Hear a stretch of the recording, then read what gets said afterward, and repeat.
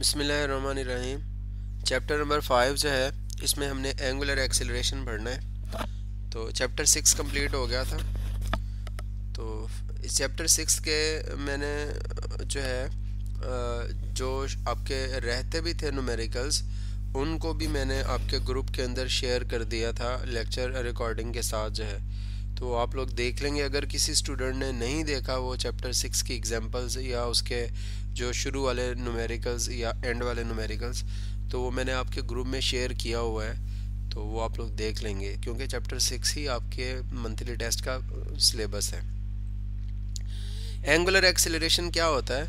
The time rate of change of angular velocity is called angular acceleration. वक्त के लिहाज से एंगुलर वेलोसिटी में आने वाले तब्दीली की जो शरह है उसको हम एंगुलर एक्सेलरेशन कहते हैं। वो कह रहा है when we switch on an electric fan, जब हम एक इलेक्ट्रिक फैन को जो है वो स्विच ऑन करते हैं, the angular velocity goes on increasing, उसकी एंगुलर वेलोसिटी बढ़ना शुरू हो जाती है। If omega I is the initial velocity angular velocity and omega f is the final angular velocity at the time ti and tf respectively। अगर इब्तदाई angular velocity omega आई थी T I time में और टी एफ टाइम पे उसकी final angular velocity omega f बन गई, then average angular acceleration during time interval t f minus t i, यानी टी आई से लेकर टी एफ के दरमियान जो भी टाइम गुजरा है उसको फाइंड करने के लिए हमने टी एफ माइनस टी आई कर दिया। This can be defined as the ratio of the total change in angular velocity to the total time interval।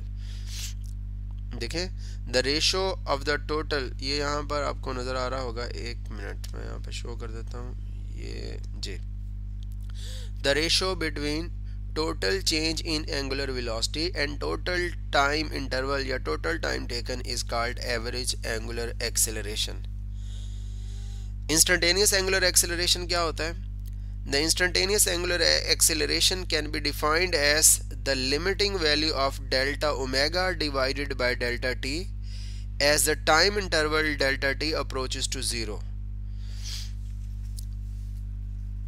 या आप दूसरे लफ्जों में इसको ऐसे डिफाइन कर सकते हैं, इंस्टेंटेनियस का मतलब होता है लम्हाती। तो the angular acceleration of a body at any instant of time is called instantaneous angular acceleration।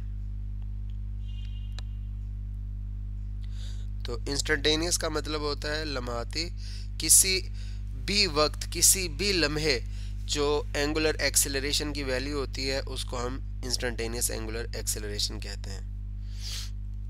It is a vector quantity, ये एक वेक्टर क्वांटिटी है। And its direction of angular acceleration can be found by right hand rule. इसकी direction को right hand rule के ज़रिए से find कर सकते हैं। It is directed along the axis of rotation, ये एक्सिस ऑफ रोटेशन के अलोंग जो है वो एक्ट करता है। राइट हैंड रूल से कैसे फाइंड करते हैं कि हम जो है वो इसमें बॉडी जिस तरफ रोटेट कर रही होती है उस तरफ अपने दाएं हाथ की उंगलियों को कर्ल करना है, और जो इरेक्ट थंब है वो एंगुलर डिस्प्लेसमेंट की भी, एंगुलर वेलोसिटी की भी और एंगुलर एक्सेलरेशन की भी डायरेक्शन को सिंपल केसेस में बताता है जब बॉडी की एंगुलर वेलोसिटी बढ़ रही होती है। तो ये मेरा है तो लेफ़्ट हैंड, लेकिन मेरे ख्याल में ये फ्रंट कैमरे की वजह से आपको राइट नज़र आ रहा होगा। तो अगर हम राइट हैंड की फिंगर्स को कर्ल करें तो जो है वो इरेक्ट थंब जो है वो एंगुलर एक्सेलरेशन की भी और एंगुलर वेलोसिटी की भी, एंगुलर डिस्प्लेसमेंट की भी सिंपल सिचुएशंस के अंदर डायरेक्शन बताता है। फिर ऐसा यूनिट जो है एंगुलर एक्सेलरेशन का वो रेडियन पर सेकंड स्क्वायर है और इसकी डायमेंशन से टी इनवर्स स्क्वायर। रेडियन जो है तो इसकी डायमेंशन कोई नहीं होती, सेकंड जो है वो उसके डायमेंशन यानी टाइम की डायमेंशन लिखते वक्त हम टी लिखते हैं, कैपिटल टी। ऊपर ये टी स्क्वायर था, ऊपर जाकर रेडियन पर सेकंड स्क्वायर है ना, तो पर सेकंड स्क्वायर लिखने के लिए हमने टी इनवर्स स्क्वायर शो कर दिया। इसी तरह यूनिफॉर्म एंगुलर एक्सेलरेशन भी होता है, वेरिएबल एंगुलर एक्सेलरेशन भी होता है। उनको कैसे डिफाइन करते हैं मैं सिंपली बता देता हूँ। The angular acceleration of a body at any instant of time is called instantaneous angular acceleration, और यूनिफॉर्म को कैसे डिफाइन करते हैं? The angular, if angular velocity of a body changes equally in equal intervals of time then angular acceleration is said to be uniform angular acceleration. और if angular velocity of a body changes unequally in equal intervals of time then angular acceleration is said to be variable angular acceleration. अच्छा, यहाँ पर एक दो बातें मैंने समझानी है, वो समझाने के साथ फिर मैं एक लिंक शेयर करता हूँ, आप में ये दो टॉपिक जो है उस लिंक से देखने हैं, लेकिन पहले दो तीन पॉइंट्स में भी मैंने क्लास में भी बताए हूँ तो आप लोग सुन लेंगे. जब कोई रिजिड बॉडी जो है वो सर्कल में घूम रही होती है तो उस रिजिड बॉडी के मोशन को डिस्क्राइब करना हमारे लिए थोड़ा सा प्रॉब्लम है. फर्स्ट करें, ये एक सर्कुलर पाथ है, 2 डायमेंशन में टॉप व्यू में आपको दिखा रहा हूँ, और ये एक रिजिड बॉडी जो है, फर्स्ट करें ये एक रिजिड बॉडी है, हार्ड बॉडी है, सिंपल वर्ड्स में हम कह रहे हैं, और ये रोटेट कर रही है, इसमें ये रोटेट करके इधर से इधर आ रही है. अब हमारे लिए मसला ये है कि हम एंगुलर डिस्प्लेसमेंट जो है वो कहाँ से कहाँ तक मेजर करें. क्या इसको इसका बॉडी का एंगुलर डिस्प्लेसमेंट कहेंगे? बॉडी ऐसे घूम रही, समझ लें एंटी क्लॉकवाइज, ये राइट साइड पे मैं दिखा रहा हूँ, क्या ये इसका एंगुलर डिस्प्लेसमेंट है? क्या ये इसका एंगुलर डिस्प्लेसमेंट है, ये वाला, या फिर कुछ और हम करेंगे?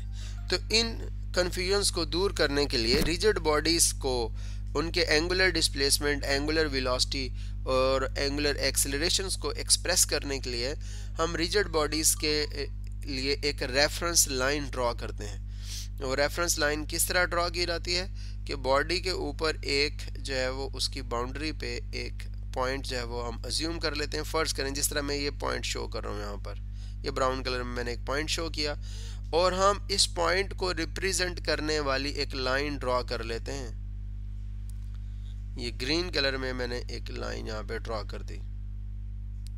ये अब हम कहते हैं ये जो लाइन है, ये जो ग्रीन कलर की लाइन मैंने यहाँ पे ड्रॉ की, आपको नजर आ रहा होगा, ये मैं यहाँ पे दोबारा शो भी करवा दूं. जितना एंगुलर डिस्प्लेसमेंट इस लाइन का होगा उतना ही एंगुलर डिस्प्लेसमेंट इस पूरी बॉडी का होगा.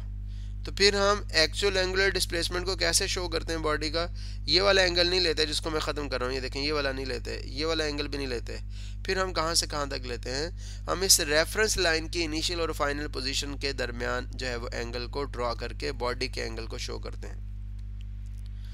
फर्स्ट करें ये रेफरेंस लाइन पहले इस पॉइंट पे थी, ये इस जगह पर थी, बॉडी घूमती हुई इधर से ये इस जगह पर आ गई, तो अब रेफरेंस लाइन की पोजीशन ये बन गई. मैं यहाँ पे ये रेफरेंस लाइन दोबारा ड्रॉ करता हूँ, देखें ये मैंने रेफरेंस लाइन की, और बॉडी का तय करदा एंगुलर डिस्प्लेसमेंट कितना होगा उसको हम ये इससे शो करेंगे. ये बॉडी का तय करदा एंगुलर डिस्प्लेसमेंट है रेफरेंस लाइन की इनिशियल पोजीशन और फाइनल पोजीशन के दरम्यान. इसी को हम जो है वो एंगुलर डिस्प्लेसमेंट कहेंगे बॉडी का. थीटा से मेंशन हम कर रहे हैं. मैं फिर रिपीट कर रहा हूँ, रेफरेंस लाइन का क्या चक्कर है कि रेफरेंस लाइन रिजिड बॉडी के एंगुलर डिस्प्लेसमेंट, एंगुलर वेलोसिटी और एंगुलर एक्सेलरेशन को डिस्क्राइब करने के लिए जो है वो ड्रॉ की जाती है. जिस तरह यहाँ पर आप देख सकते हैं, वो कह रहा है कि ये एक रिजिड बॉडी है और इस रिजिड बॉडी का ये एक्सिस ऑफ रोटेशन है जिसको येलो कलर से मैं दिखा रहा हूँ, और ये इस रिजिड बॉडी की रेफरेंस लाइन है, इसको मैं रेड कलर से शो कर रहा हूँ. आप देख सकते हैं ये रेफरेंस लाइन है O से लेकर P पॉइंट तक, और ये जो रेफरेंस लाइन है ये एक्सिस ऑफ रोटेशन के साथ कितने डिग्री का एंगल बना रही है, तो ये आप देख सकते हैं, मैं यहाँ पर शो कर रहा हूँ. ये वाला एंगल जो है रेफरेंस लाइन हमेशा एक्सिस ऑफ रोटेशन के साथ 90 डिग्रीज का एंगल बनाती है. ये देखें, ये यहाँ पर 90 डिग्रीज का एंगल बना रही है. रेफरेंस लाइन 90 डिग्रीज का एंगल बनाती है और एक्सिस ऑफ रोटेशन के साथ. तो अब जितनी एंगुलर वेलोसिटी पूरी बॉडी की होगी, हम यानी इस रेफरेंस लाइन की होगी, हम कहेंगे पूरी बॉडी की एंगुलर वेलोसिटी भी उतनी है. मैं फिर रिपीट करता हूँ, जितनी एंगुलर वेलोसिटी इस रेफरेंस लाइन की होगी हम कहेंगे ये जो पूरी बॉडी है इसकी एंगुलर वेलोसिटी भी उतनी है. जितना एंगुलर डिस्प्लेसमेंट ये रेफरेंस लाइन कवर करेगी हम कहेंगे बॉडी भी उतना ही एंगुलर डिस्प्लेसमेंट कवर करेगी, इसी तरह एंगुलर वेलोसिटी भी उतनी ही, इसी तरह एंगुलर एक्सीलरेशन भी।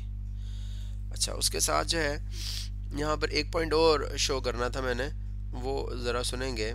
मैंने पहले भी बताया हुआ है कि अगर कोई बॉडी जो है वो सर्कल के अंदर मूव करती है तो उसके तमाम पॉइंट्स का जो लीनियर डिस्प्लेसमेंट है, लीनियर वेलोसिटी है और लीनियर एक्सेलरेशन है वो डिफरेंट है। फर्ज करें एक सर्कल है, ये एक रिजिड बॉडी मैं यहाँ पर शो कर रहा हूँ।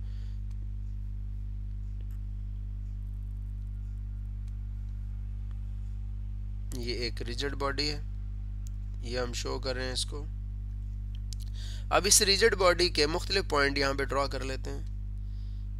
फर्ज करें ये एक इसका पॉइंट है, इसको मैं 1 कह देता हूँ। ये दूसरा पॉइंट है, इसको मैं 2 कह देता हूँ। ये तीसरा पॉइंट है, इसको 3 कह देता हूँ। और एक ये इस रिजिड बॉडी की बाउंड्री के ऊपर, एंड के ऊपर एक पॉइंट है। अब हम ये बताना ये चाहते हैं, डिस्कस ये करना चाहते हैं कि एंगुलर डिस्प्लेसमेंट, एंगुलर वेलोसिटी और एंगुलर एक्सेलरेशन इन तमाम पार्टिकल्स का सेम है।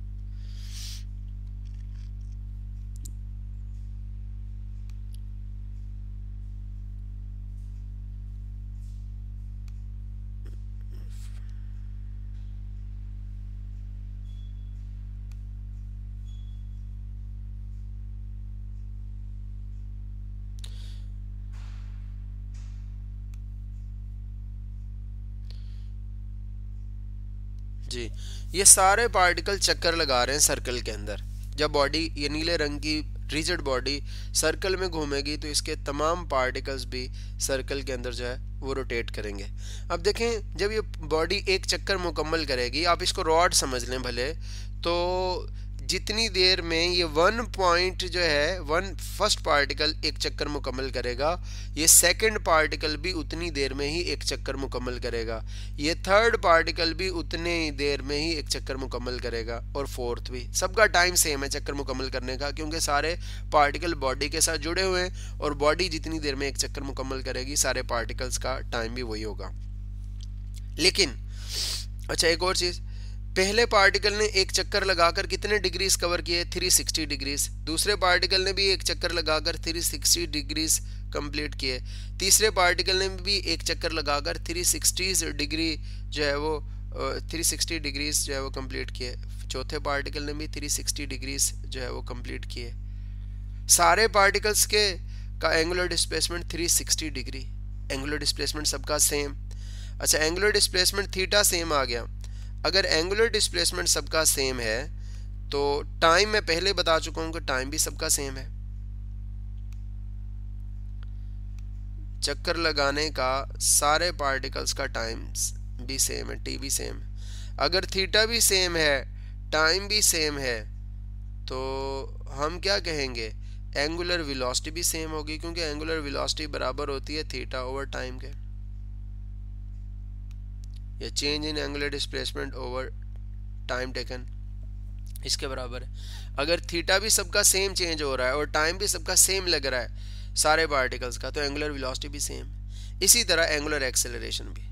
तो याद रखिएगा, जब भी कोई बॉडी सर्कल के अंदर घूमती है तो उसके ये सारे पॉइंट्स, ये 1, ये 2, ये 3, ये मुख्तलिफ रेडियाई के ऊपर जो एक्ट करने वाले पॉइंट्स हैं, इन तमाम पॉइंट्स का angular displacement, angular velocity, angular acceleration same, क्योंकि इसका भी 360 डिग्री एंगुलर डिस्प्लेसमेंट, इसका भी 360 डिग्री, इसका भी 360 डिग्री, इसका भी 360 डिग्री। इसी तरह एंगुलर वेलोसिटी भी सेम, एंगुलर एक्सेलरेशन भी।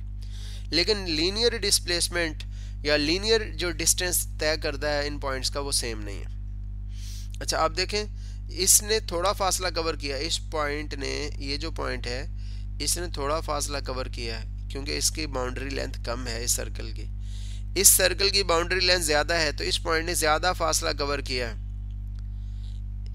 इस सर्कल की, इस पॉइंट का जो एंगुलर, इसका जो डिस्प्लेसमेंट है, या आप उसकी मैग्नीट्यूड कह लें, डिस्टेंस आप कह लें, कि इस पॉइंट ने ज़्यादा डिस्टेंस ट्रैवल किया, क्योंकि इसके सर्कल की बाउंड्री लेंथ 1 और 2 पार्टिकल के मुकाबले में ज़्यादा। सबसे ज़्यादा फासला किस पॉइंट ने कवर किया है? वो 4th पॉइंट ने कवर किया। अब सबका तय करदा फासला डिफरेंट, सबका लीनियर वेलोसिटी डिफरेंट, और सब पार्टिकल्स की लीनियर एक्सेलरेशन वो भी डिफरेंट।